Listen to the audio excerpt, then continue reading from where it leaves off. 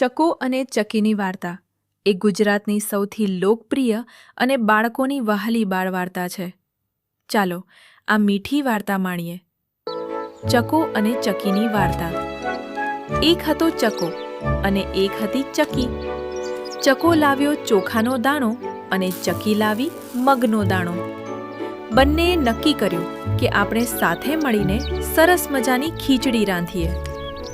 ખીચડીની તૈયારી ચકીએ ચૂલો સળગાવ્યો અને ખીચડી ચડવા મૂકી. થોડી વારમાં ખીચડી તૈયાર થઈ ગઈ. ખીચડીમાંથી ગરમા ગરમ સુગંધ આવવા લાગી.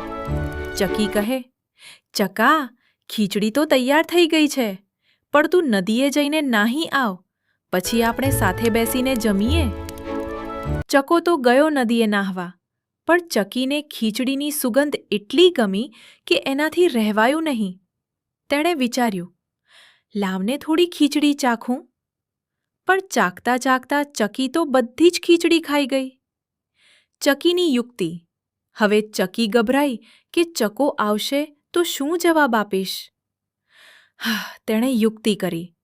હાલ્લામાં ખીચડીને બદલે કાદવ ભરી દીધો અને ઉપર થોડી ખીચડી ચોંટાડી દીધી.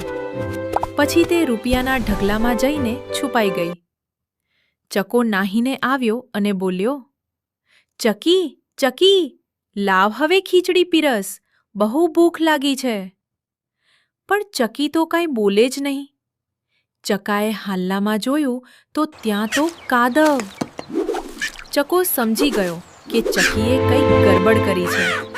તેણે ચકીને શોધવા માંડી. રાજાનો કૂતરો અને ચકીની શોધ. ચકો ચકીને શોધતા શોધતા રાજાના મહેલ પાસે પહોંચ્યો. ત્યાં રાજાનો કૂતરો ઊંઘતો હતો. ચકાએ કૂતરાને પૂછ્યું, કૂતરાભાઈ, કૂતરાભાઈ, મારી ચકીને જોઈ? કૂતરો કહે, મને ખબર નથી, પણ જો તું મારી પૂંછડી દબાવશે તો હું કદાચ કહીશ. ચકાએ તો જેવી પૂંછડી દબાવી કે કૂતરો જોરથી ભસ્યો. ભાવ, ભાવ! કૂતરાના ભસવાથી અને દોડાદોડીથી રૂનો ઢગલો ઉડવા લાગ્યો. રૂ ઉડ્યું એટલે અંદર છુપાયેલી ચકી બહાર નીકળી આવી.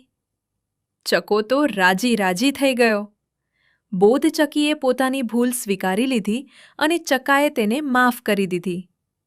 પછી બંને ફરીથી દાણા લાવ્યા, નવી ખીચડી બનાવી અને હળીમળીને આનંદથી જમ્યા. શીખ: ક્યારેય લોભમાં આવીને બીજાનું ભાગનું ખાઈ જવું જોઈએ નહીં અને હંમેશા વહેંચીને જમવું જોઈએ.